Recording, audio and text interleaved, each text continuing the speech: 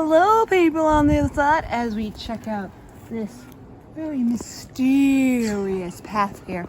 Yes, that's the sign right there. It looks like it's fallen over. But no, I'm not here vlogging about my day. Well, I guess I am slightly, as I bring you a new nail video on all that awesomeness. You can see out to the distance of all the houses as we're slightly up, like high up here. And all that else is, whoops, I'm getting attacked by a bramble. At least my jacket is protecting me, right? Well, on that note, let's get to that video, because I know that's what you're here for, even though you might be intrigued with what's around me or not. Whatever, let's get to it. My go-to base coat. Yes, my base coat. Yeah, that's right. It really keeps my nails nice and strong, and my nail design things seem to last for a long time. Of course, the top coat is key very much for it as well. But for this one, you can use it by itself, like I've said, unlike other ones I have used. So with that all in mind, this is the color I've just gotten. I do love Sally Hansen a fair amount, even though the bottles are all different shapes, but their gel one is really nice. Their gel-like polishes are really nice, and this does tell me gel polish true to its awesomeness, the gel-like of Sally Hansen in this red. Because I've been using a generic whatever red, and it's not been giving me any happiness, and the brush was teeny and weird feeling, and it was hard to get on right. This one is easy, except for the little bit on my skin, so that I just use my thumb to get it off. That's what it's for, at least for me. So here's my next color. This is a pretty cheap polish, especially for the size of amount you get. You get the amount you get usually for $10 around that, and this one was like $3 that I recall.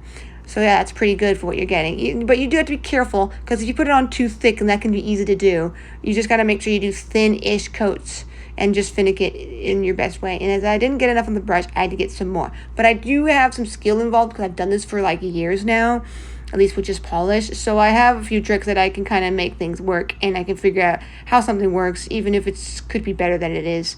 But that's that. And then these are the 3 colors I'm going to use for my do it sign that I'm going to do on a couple of my nails.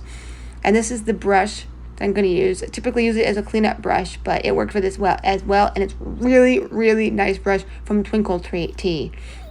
Not Twinkle Tree, but Twinkle Tea brand that I got. I think I got it on Amazon at one point some years ago. And it's one of the few nice brushes I still kind of have. I think I had an okay-ish long brush, but I somehow lost it over the time, so... But that's fine.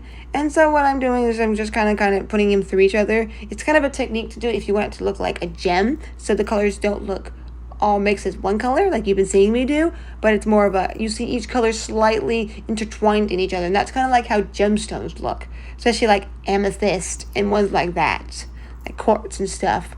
So the ones that come in those geodes of stones. So then I'm just kind of dabbing it on and getting it on there in just a way. You want to make sure it's not too thick, because it might not dry properly. But it seemed to do pretty well for me. I mean, I guess I just had the technique down, whatever. I can't really explain fully, but I didn't do it too thick, so it did pretty well. I did only make sure to put like 1-ish coat of the color underneath, because I knew I was putting something like this on top, so it didn't get too thick as it was anyway. So there is that as well. So I'm just trying to make sure I cover it all. Some of the color kind of blended a little too much, because it seemed like the red was kind of being overpowering. You can still see it, but yeah. Now this is me putting on the second coat of the red to make sure it's nice and opaque before I get to the designing and stuff that I'm going to do with it. Even though it's just a very slight, quick thing you can do. Most of what I'm doing is not too hard to do, so. And then I'm going to use this nice black from Holo Taco, the 1 coat black. And I don't know if this truly shows that it's 1 coat, but it does seem pretty nice, because it's not showing the color through at all. So that is pretty good. I felt like putting it at the bottom like that. It just seemed like an idea.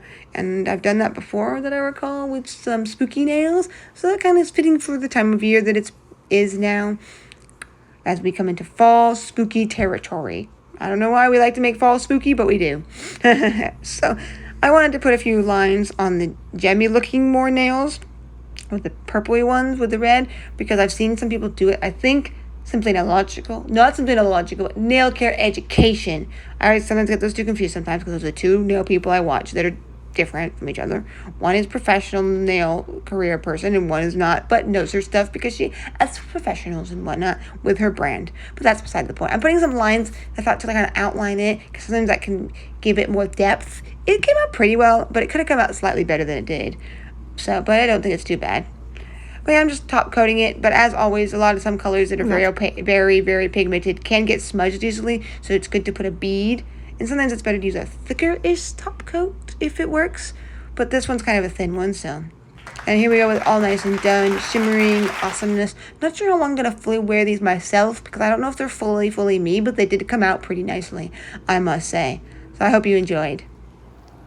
Well, as you have heard, I am still here in this path of wonder and possibilities, or maybe it's just a danger to waiting to happen. You never know. Well, on all that note, I hope you enjoyed this video of my nails. Like I always say, I enjoy doing them for you, or at least for myself. And if you're new, please subscribe, as I do make videos here and there. It might not always be on the same day or the same week, so sometimes it's out of order or whatever it might be. If you are subscribed, then you'll know when a new video is popping up on that YouTube of YouTubes. Yes, that's right. So I will leave it at that, but please give it a like if you've enjoyed this video and leave any comments underneath would be appreciated. Well, till that note, sparkle, sparkle, bam!